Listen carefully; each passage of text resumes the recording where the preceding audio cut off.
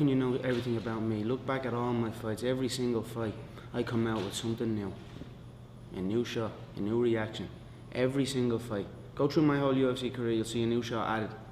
Go through his UFC career, you see the same formula over and over and over again. You see the same reaction over and over and over again.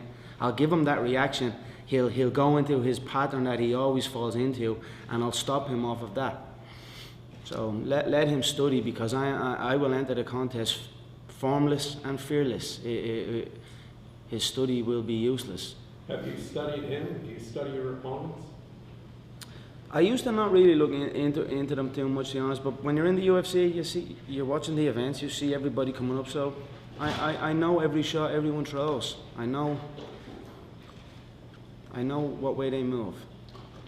So Aldo's record, he's only been submitted once his entire career, never been stopped by strikes. When you look at that, how do you feel that you can penetrate and be a difference maker in that aspect?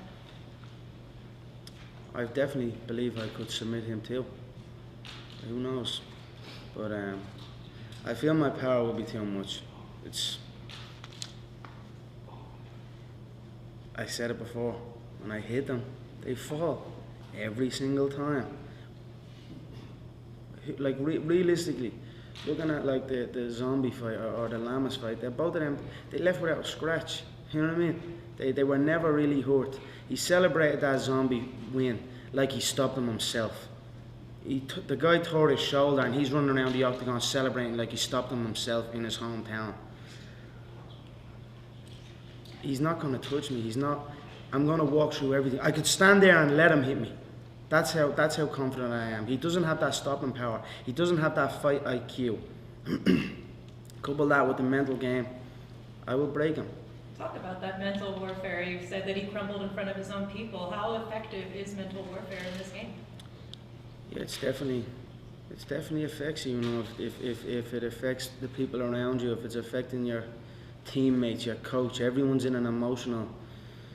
emotionally invested into it, that it becomes so big that come fight night it's too big. So it definitely plays a part. But for me, I've been in this since day one. Every fight I've been in this situation. He has not.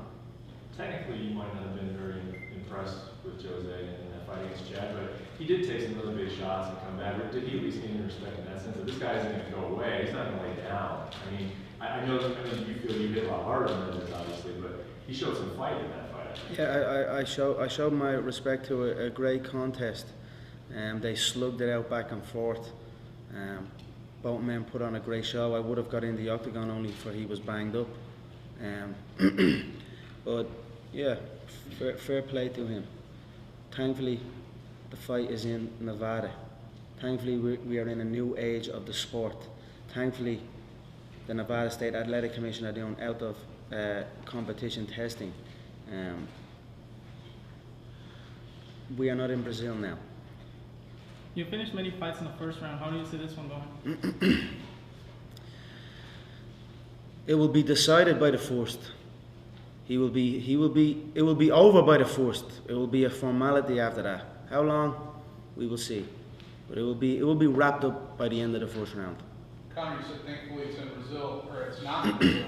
Kind of hinting, is that something you think might have played a factor in Aldo's career? Who knows? But all I know is I am happy that we are here in Vegas, and it's a new time for the sport. Are you happy about that new time? Obviously, you're referencing it. You don't hear a lot of fighters. I don't even know if a lot of fighters know that July is kind of the mark for that. I'm not aware, but you seem pretty aware of it. Are you happy that's happening?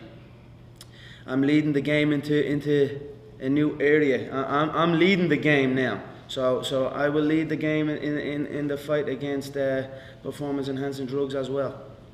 Do you think UFC should have more fighters with your type of personality? You know, the UFC just don't really need anything. You know, you can't be anybody but yourself. Just be you. Come up and be yourself. You know, if you start trying to be somebody, I see people trying to be like me, trying to dress like me and trying to talk like me, and then at the same time trying to say I'm all talk or I'm a joke, but yet they're following the formula. You know what I mean? But there can be only one, my friend. So The UFC don't need anything. The success of this year has been phenomenal. The time is now. Chapter was record breaking. Welcome to the show, and now the next chapter, the McGregor era. You know, it's been a phenomenal 2015, and we will continue rolling. International Fight Week is a huge event here in Las Vegas, not just for MMA fans, but also for our economy, with everybody benefiting from taxi cab drivers to waitresses, with all the people that come into town. What is it like to know you're impacting a city? Yeah, it's brilliant because funny enough you say that, because I've been thinking of changing my fight name recently. I don't know about the Notorious, I like the Notorious, but I've been thinking because of that, I see it like I've been giving people work. Everywhere I look, someone has a job off of my name. I see people getting fights off of my name. I see people writing articles off of my name. I see people in work, and I like that. So now International Fight Week, I'm going to bring the boom. That's why I feel my new name, the Celtic Tiger, fits, because here comes the boom. Conor, you seem pretty convinced.